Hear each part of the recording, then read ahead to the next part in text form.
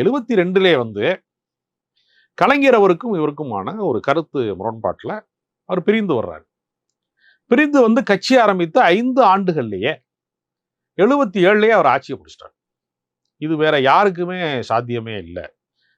ஏறத்தாழ திமுகவில் ஒரு 20 ஆண்டு காலம் அவர் தனி கட்சி ஆரம்பித்த 5 ஆண்டு காலம், 25 ஆண்டு கால அரசியல் அனுபவத்திலே எம்ஜிஆர் தன் மரணம் வரைக்கும் 87 வரைக்கும் 10 ஆண்டு காலம் தமிழ்நாட்டிலே யாராலையும் தோற்கடிக்கப்பட முடியாத ஒரு மாபெரும் சக்தியாக அவர் இருந்தார். இன்றைக்கு கூட அரசியல் கட்சி ஆரம்பிக்கிறவங்கலாம் நான் எம்ஜிஆரை போல வர வேண்டும் என்று அரசியல் கட்சி ஆரம்பிக்கிறாங்க. சினிமாவில் நடிக்கிறவங்களுமே எம்ஜிஆர் ஃபார்முலான்னு ஒன்றை தான் ஃபாலோ பண்றாங்க.